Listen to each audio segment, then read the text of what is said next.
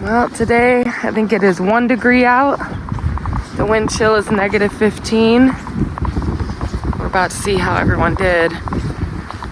We are gonna feed everyone right now, and then we're gonna do their waters in a couple hours. The way that it is the weather is so cold that a couple days ago when I took care of everybody, I fed them and watered them at the same time. By the time anyone got to drinking their waters, by the time anyone got around to drinking the waters, they were probably already frozen. I had to come out a second time, make sure that they got some. So today we're gonna do food, new straw, because this wind is insane. It's blowing it. I'm sure everyone's house and stable is gonna look like this. So we're gonna do food and straw right now, and then we're gonna do waters in a little bit. So yesterday I separated it like that, the waters and the straw, or the waters and food. I did the food first, came out like an hour and a half after, and then did water, and everyone went straight to the waters. So whereas the first day it seemed like, their focus was food, warm up, get fed, and maybe missed out on that water until I came out later with like the second round. This time, or yesterday, and by the time I had the second round, it was like you could tell no one had touched their water. Hi, boys. No one had touched their water. So yesterday when I did it separate like that, everyone was able to go straight to their water. They got it in their bellies. So this time we'll be able to do that, and then I'll probably come out for a second round of just giving them extra food today, because like I said, the wind chill, and it is nothing but windy. I don't know if you can see any of that blowing behind me, but it's nothing but windy. The wind chill is -15, and this isn't even the worst. It's supposed to be actual -12 this weekend. So we're gonna go buy some more straw this week and make sure that everyone's like basically just buried in their home with straw. I half jokingly to Ty said I almost want to just move all the livestock animals in one little enclosure so they have to like rub up together body heat. Can't actually do that, because what would probably happen is someone would take over the house and not let others in. So I can't do it that way.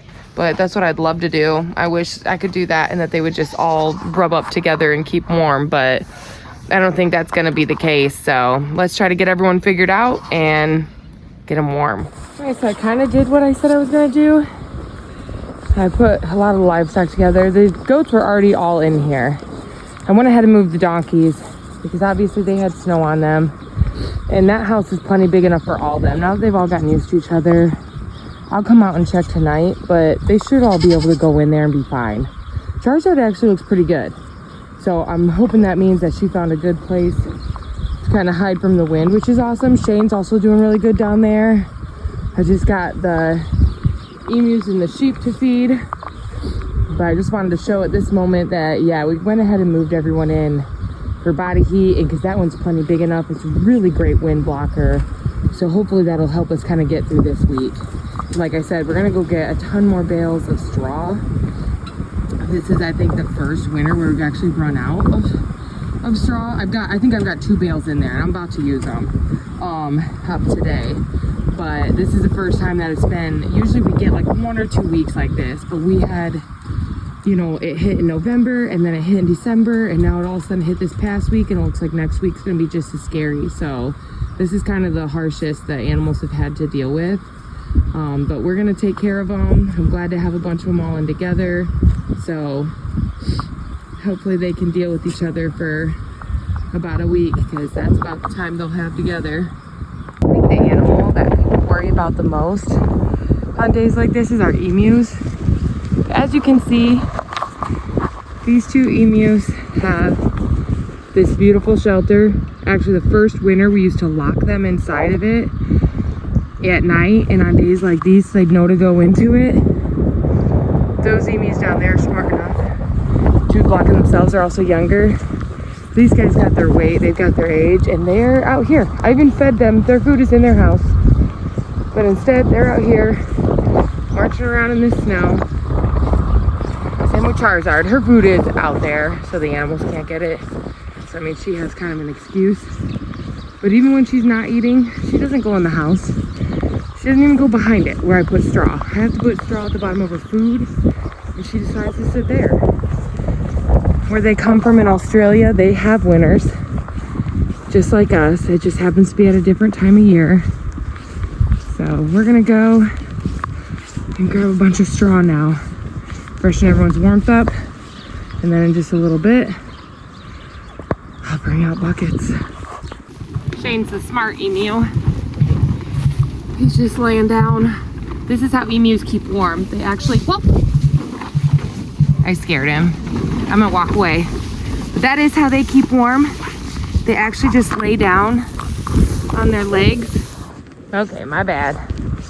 He went back in like he needs to. And honestly, it gave me the chance to put fresh straw underneath where he was sitting too. So that's how emus actually keep warm, is that they lay down and then their body heat warms up their legs.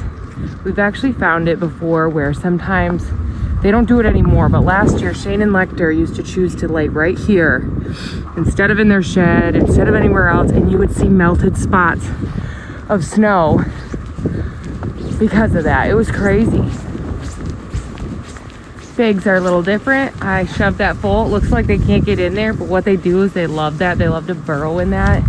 You could honestly, if you had a big enough pile of straw, you could just throw them a massive pile and they would just bury themselves under it.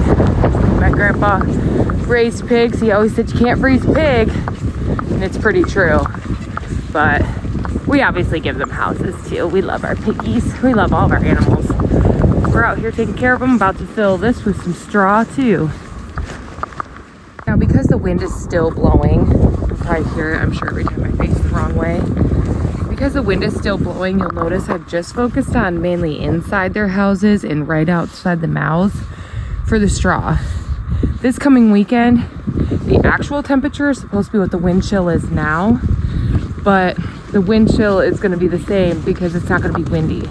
So after tomorrow, because tomorrow's supposed to be just as wonderfully windy, so after tomorrow, we'll actually get straw and we'll put it down on like the full ground of that.